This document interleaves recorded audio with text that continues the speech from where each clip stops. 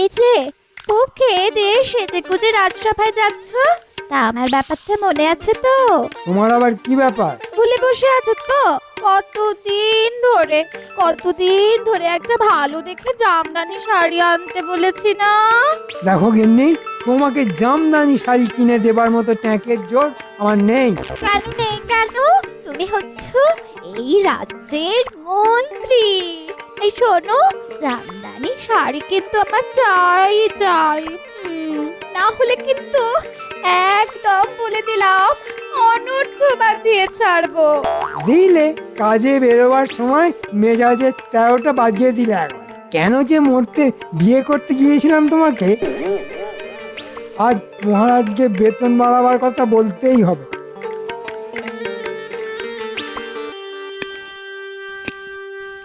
আরে এসো এসো মন্ত্রী, তা বলি শরীর স্বাস্থ্য ভালো তো? মন নিয়েই তো শরীর মহারাজ, তা মনই যদি ভালো না থাকে তাহলে শরীর স্বাস্থ্য ভালো থাকবে কি করে? হ্যাঁ, কিন্তু মন ভালো নেই কেন? কি করে থাকবে মহারাজ?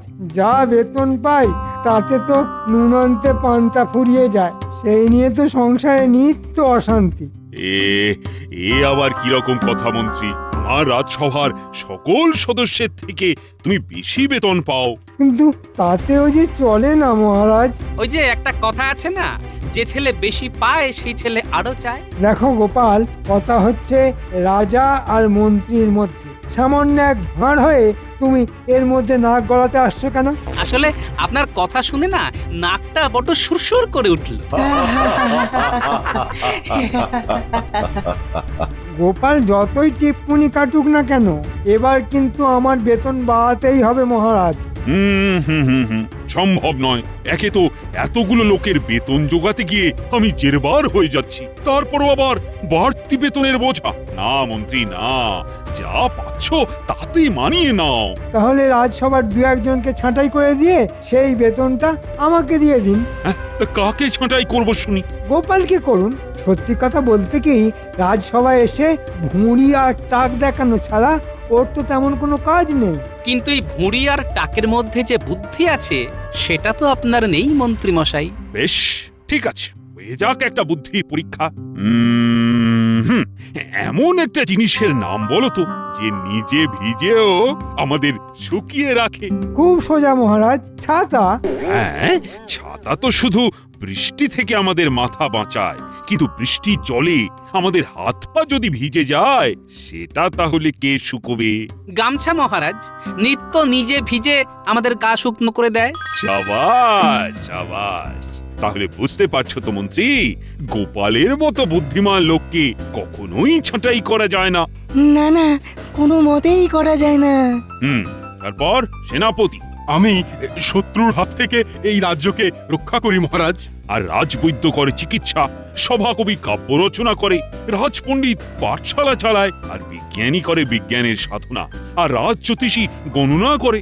না না মন্ত্রী, এদের মধ্যে বাড়তি এমন কেউ নেই যাকে আমি ছাঁটাই করতে পারি। অতএব মন্ত্রী মশাই, বুঝতে পারছেন তো আপনার বেতন বাড়ার কোনো সম্ভাবনাই নেই, তাই অযথা কাউকে ছাঁটাই করার কথা মাথা থেকে নামিয়ে যা পাচ্ছেন তাই নিয়েই সন্তুষ্ট থাকুন। না, বেতন বাড়ার আর কোনো আশাই দেখতে পাচ্ছি না। কি যে করি এখন?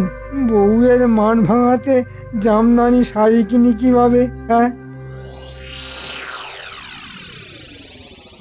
উটির মা পেতলের কলসি ভর্তি করে জল তুলে নিয়ে আসছে। ঠিক আছে, এই দিয়েই বাজিমাত করতে হবে। শুধু বটা ঘটা আর আমার গিন্নির সাহায্য লাগবে।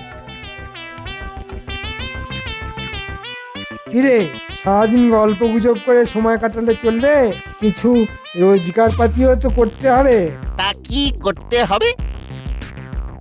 কিরে, পারবি তো? তুই যাকে বলে জলের মতো সহজ কাজ। কাজটা করে দিলে কত পাবো? পাবি রে, পাবি, ভালো মতোই পাবি। কবে করতে হবে?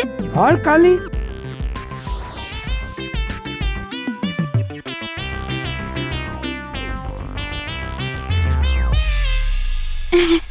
কি গো, আমার জামদানি শাড়ি এনেছো? চিন্তা করো না, 2-1 দিনের মধ্যেই পেয়ে যাবে। তবে তার জন্য তোমায় একটা কাজ করতে হবে। আমাকে আমাকে কাজ করতে হবে? তা কি কাজ শুনি? ওই তো জলের ধারে বসে জলের মতো সোজা কাজ একটা, মানে ঠিক কাজও নয়, শুধু একটু গল্প কর, ব্যাস। আর ঠিকঠাক করতে পারলে শুধু জামদানি শাড়ি কেন, তার সাথে সোনা হিরে কিছুরই অভাব থাকবে না তোমার। বাবা রে বাবা, কি দুষ্ট বুদ্ধি তোমার মাথায়।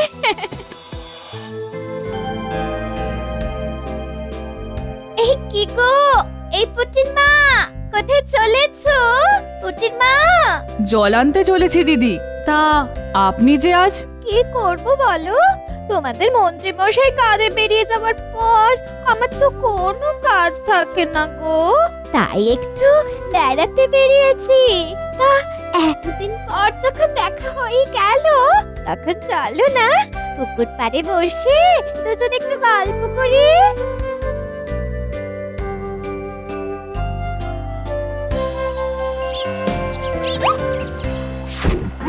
তা বলো পুটির মা, তোমার ঘর কন্যা কেমন চলছে? ওই একরকম, মানে আমাদের মতো গরিবদের ঘরকন্যা যেমন চলে আর কি। এই দেখো দেখো, পুকুরের জলের দিকে তাকিয়ে দেখো, কত বড় বড় রুই কাতলা কেমন ঘুরে ঘুরে বেড়াচ্ছে। ওই ওই ওই ওই দেখো। কোথায়? ও হ্যাঁ হ্যাঁ, ওই তো পুকুরের একেবারে মধ্যেখানে। ওই যে দেখো দেখো দেখো দেখো।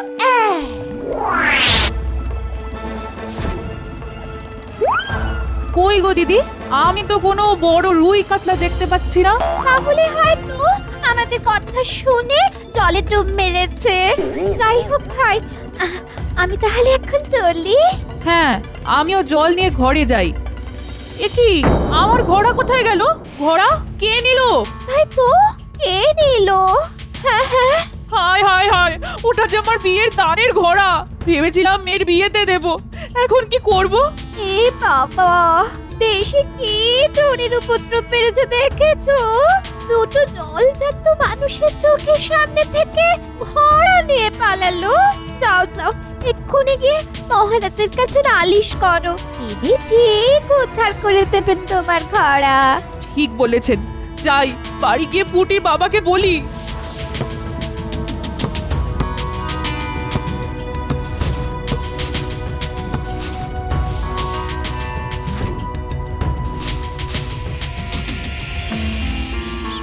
যাক বাবা, ভালোই ভালোই সব কাজ মিটে গেল। হ্যাঁ, মন্ত্রী মশাই যেমন যেমন বলেছিলেন ঠিক তেমন তেমন করে দিলাম। চল চল, এখন ওই মন্ত্রী মশাইকে বলে পাওনাগুলো নিয়ে আসি। চল। চল। কি ব্যাপার পুঁটির বাবা, তুমি এই সময় রাজসভায়? আমার সর্বনাশ হয়ে গেছে গোপাল দাদা। মহারাজ, পুকুর পাড় থেকে আজ আমার পেতলের ঘোড়া চুরি হয়ে গেছে। তা কি করে হলো? আগে মহারাজ, রোজকার মতো আজও পুটির মা ঘোড়া নিয়ে পুকুর থেকে জল আনতে গিয়েছিল। পথের মধ্যে মন্ত্রী মশাই স্ত্রীর সঙ্গে দেখা হয়েছিল, দুজনে মিলে পুকুর পাড়ে বসে একটু গল্প করছিল। তারপর? হয়তো কথা বলতে বলতে পুটির মা একটু অন্যমনস্ক হয়ে পড়েছিল, আর সেই সুযোগে কেউ এসে আমার মন চকচকে ভারী পেতলের ঘোড়াটা নিয়ে পালিয়ে গেছে। কি বলছো?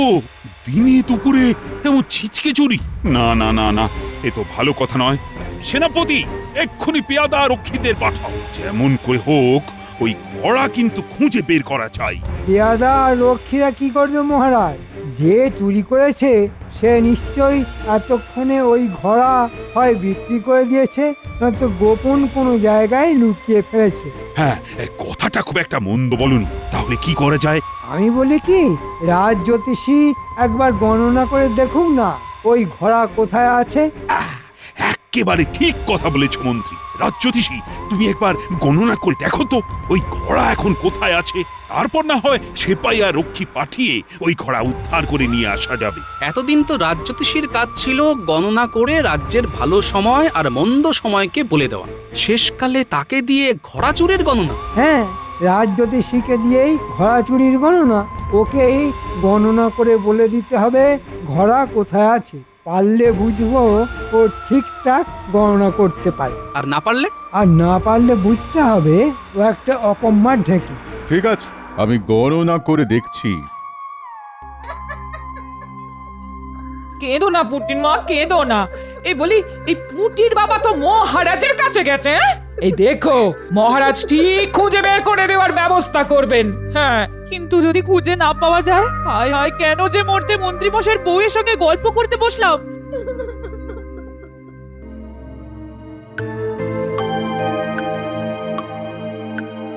কি গো রাজ্যতীষী, তোমার গণনায় কিছু কি বের হলো? কি হলো রাজ্যোতিষী? কিছু একটা বলো। না মহারাজ, না, এ কাজ আমার দ্বারা হবে না মহারাজ, আমার দ্বারা হবে না। জানতাম হবে না। আসলে তুমি একটা ঘোড়ার ডিমের জ্যোতিষী। ঘোড়ার ডিমই হোক কিংবা হাতির ডিম, তা আপনি কি গণনা করে বলে দিতে পারবেন? আলবাত পারবো। বলো কি মন্ত্রী, তুমি কি গণনা করতেও জানো? আসলে অল্প বয়সে এক বিখ্যাত জ্যোতিষীর কাছে বেশ কিছুদিন গণনা বিদ্যা শিখেছিলাম।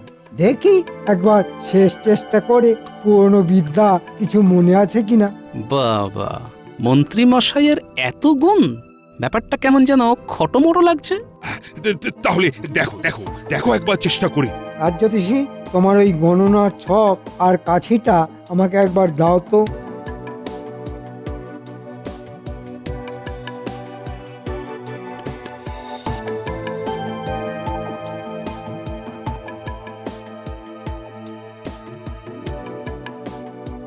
ওমা, আর কেঁদো না। দিদা তো বলছে মহারাজ ঠিক খুঁজে বের করে দেবেন। পেয়ে গেছি মহারাজ। পেয়ে গেছো মানে? মানে চোরটা যে কে সেটা বুঝতে না পারলেও ঘোড়া কোথায় আছে সেটা গণনা করে জেনে গেছি। বাবা, এত তাড়াতাড়ি ঘোড়া কোথায় আছে সেটা গণনা করে ফেললো? কোথায় আছে? কোথায়? বাঁশবাগানের ভেতর মাটির তলায় পোঁতা আছে। চলো চলো চলো, সকলে সেখানে যাই।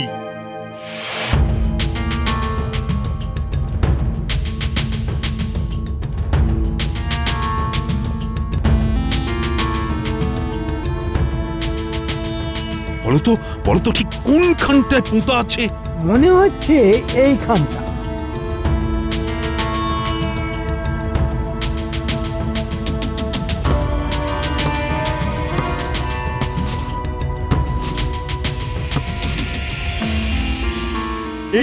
এই তো আমার ঘোড়া। মন্ত্রী, ধন্য ধন্য তুমি, ধন্য তোমার গণনা।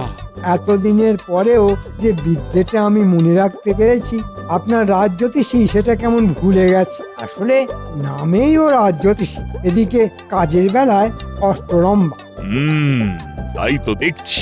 ওকে তাড়িয়ে দিন মহারাজ, আর ওর বেতনটা আমাকে দিয়ে দিন। আমি একলাই মন্ত্রিত্ব আর রাজ্যতীষীর দায়িত্ব সামলে দেব। ঠিক আছে, বেশ, তাই হবে। এমনটা করবেন না মহারাজ, এমনটা করবেন না, তাহলে আমি যে না খেতে পেয়ে মরে যাব। এতক্ষণে ব্যাপারটা খানিকটা হলেও পরিষ্কার হলো, কিন্তু ঘোড়া চুরি যাবার পেছনে মন্ত্রী যে কলকাঠি নেড়েছে তার প্রমাণ না পেলে তো কিছুই করা যাবে না।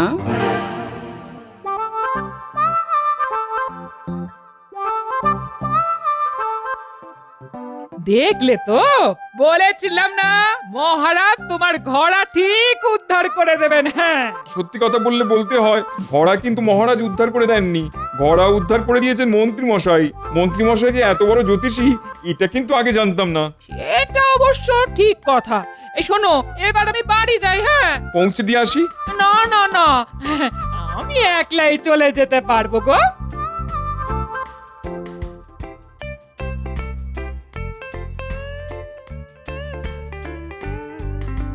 দেখলি তো মন্ত্রী মশাই এবারও আমাদের ঠকালো। ঠিক বলেছিস, পুটির মায়ের মন্ত্রী মশাইয়ের কোন ঠকানোর কথা বলছে এরা? কঠিন কাজ করে দিলাম, আর পারিশ্রমিক ওই মাত্র 1 টাকা।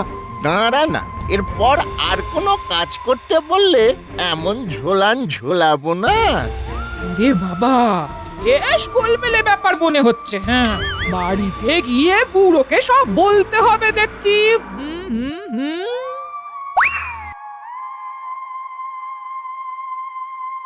এবার আমার কি হবে গোপাল? হ্যাঁ, আমার চাকরি চলে গেলে আমি যে পথে বসে যাব। আচ্ছা, তোমার কি মনে হয় মন্ত্রী মশাই আমার থেকেও বড় জ্যোতিষী? হ্যাঁ, দেখো মন্ত্রীমশাই আদপেও গণনা করতে পারে কিনা সেই বিষয়ে আমারও যথেষ্ট সন্দেহ আছে, কিন্তু কার্যকলাপ যে প্রমাণ করে দিয়েছে ও বেশ বড় মাপের জ্যোতিষী। তবে এখনই এতটা ভেঙে পড়ো না, আমিও সবকিছু না জেনে এত সহজে সবটা মেনে নিচ্ছি না। এই শোনো না, শোনো, একবার ভেতরে এসো, তোমার সঙ্গে আমার কথা আছে। হ্যাঁ, তোমরা কথা বলো, আমি তাহলে এবার আসি গোপাল। না না, তুমি বসো, আমি যাবো আর আসবো। হ্যাঁ, চালটা কেমন চেলেছি বলো? হ্যাঁ, এক চালে রাজজ্যোতিষীকে সরিয়ে দিয়ে ওর পুরো বেতনটা পকেটে পুরবো আমি। হ্যাঁ, আহ আহ আহ আহ। আর আমি অভিনয়টা কেমন করেছি বলো? একেই বলে রাজ্যট। হ্যাঁ, আহ আহ আহ আহ। কি বলছো কি তুমি? নিজের কানে শুনেছো? হ্যাঁ গো হ্যাঁ। তাহলে যা ভেবেছি তাই, এখানেও ওই ষড়যন্ত্রের কলকাঠি।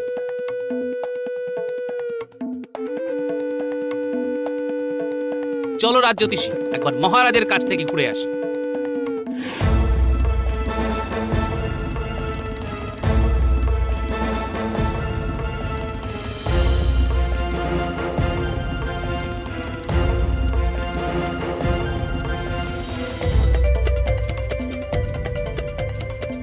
কি বলছো কি গোপাল? ঠিকই বলছি মহারাজ। কিন্তু হাতে নাতে প্রমাণ ছাড়া মন্ত্রীর বিরুদ্ধে তো আমি কোনো ব্যবস্থা নিতে পারি না গোপাল। ঠিক আছে, কটা দিন অপেক্ষা করুন। ঘটনার ল্যাজটাকে যখন ছুঁতে পেরেছি তখন মাথাটা চেপে ধরতে কতক্ষণ?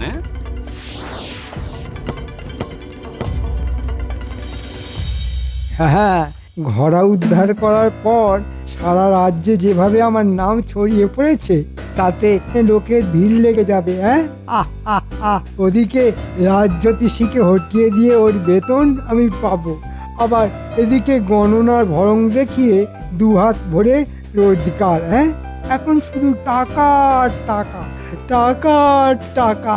আহ আহ আহ আহ।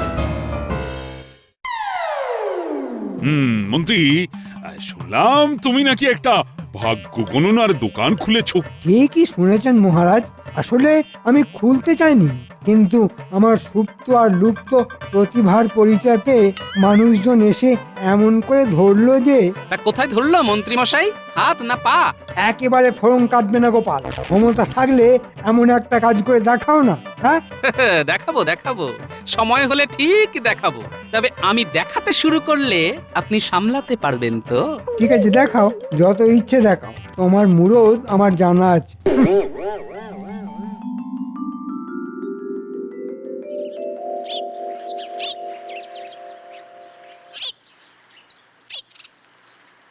মন্ত্রীর এই জ্যোতিষীর ভণ্ডামি হাতে নাতে ধরি কি করে? রে খুপে, কোথায় গেলি? ও মা, কাকিমা, এতদিন পর মেয়েকে বুঝি মনে পড়লো? মনে তো সবই পড়ে মা, কিন্তু এতটা দূর বহু কাল তাই আশা হয়ে ওঠেনি। আমি কিন্তু জামাইয়ের কাছে একটা আর্জি নিয়ে এসেছি।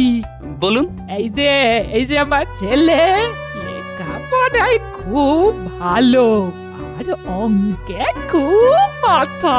তাই নাকি? কিন্তু দুঃখের কথা কি, আমাদের ওখানে ভালো কোনো চাকরি পাচ্ছে না। আর তোমার সঙ্গে তো তোমাদের মহারাজের খুবই ভালো সম্পর্ক। তা দাও না বাবা, মহারাজকে বলে কইয়ে তোমাদের রাজবাড়িতে একটা চাকরি করিয়ে দাও। ঠিক আছে, ঠিক আছে, করে দেব। তবে তার আগে একটা কাজ করতে হবে। বলুন না কি কাজ? যা বলবেন সব করতে রাজি আমি। আমার দেখিয়ে দেওয়া এক জ্যোতিষীর কাছে গিয়ে তোমাদের বলতে হবে যে তুমি লেখাপড়ায় খুব দুর্বল আর অঙ্কে একেবারে মাথা নেই। তাতে কি হবে?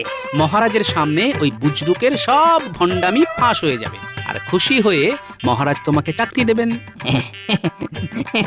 বুঝতে পেরেছি, বুঝতে পেরেছি। আমি তাহলে চট করে মহারাজকে খবরটা দিয়ে আসি।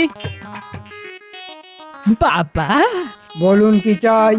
এই যে আমার ছেলে, এতটা বয়স হয়ে গেল, গোপ দাড়ি চেচে চেচে গালে কড়া পড়ে গেল, অথচ এখনো পাঠশালার পড়াটাও শেষ করে উঠতে পারলো না। আপনার খুব নাম শুনে ওই ভাগ্যটা গণনা করাবার জন্যে আপনার কাছে এসেছি। হয়ে যাবে, সব হয়ে যাবে। নিন, বসে পড়ুন।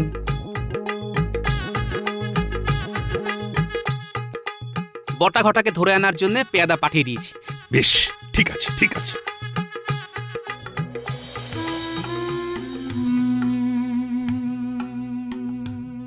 যা বুঝলাম তাতে ওর সর্বস্থানে শুধু শনি আর রাহু বিরাজ করছে। তবে ভালো মতো খরচ করলে ওর সর্বস্থানে শনি আর রাহুকে হটিয়ে দিয়ে সূর্য আর বুধকে বসিয়ে দেব। দেখবেন 1 বছরের মধ্যেই ও কেমন বিদ্বান হয়ে উঠবে। কাকে বিদ্যান করবেন মন্ত্রী মশাই? ও তো এমনিতেই বিদ্যান। তুমি কি করে জানলে? ও যে আমার নিজের খুড়তুতো শালা। আপনার ভণ্ডামি ধরার জন্য এটা ছিল আমার ফাঁদ। ছি ছি মন্ত্রী, তুমি এতটা নীচ, এত বড় ভণ্ড! না মহারাজ, এই গণনায় আমার হয়তো কিছু গড়বড় হয়ে গেছে, কিন্তু পুঁটির মায়ের ঘোড়া উদ্ধার করে দেবার মতো সেই ঐতিহাসিক ঘটনার কথাটা একবার মনে করুন মহারাজ। কিরে মূর্তিমানের দল, নাহলে এমন মার খাবি না। এই বলছি বলছি বলছি বলছি সব বলছি। আসলে আসলে ওই মন্ত্রী মশাইয়ের কথায় আমরাই ওই ঘোড়া চুরি করে বাঁশবাগানে পুঁতে এসেছিলাম। মন্ত্রী! এ বাবা, পেট মোটাটা যে সব কিছু হাতে নাতে ধরে ফেললো। ওরে বাবা, ওরে বাবা, ধরো, চোরটাকে ধরো! ওরে বাবা। প্রাণ বাঁচাতে তুমি ছাড়লে বাড়ি, কিন্তু আমার জামদানি শাড়ি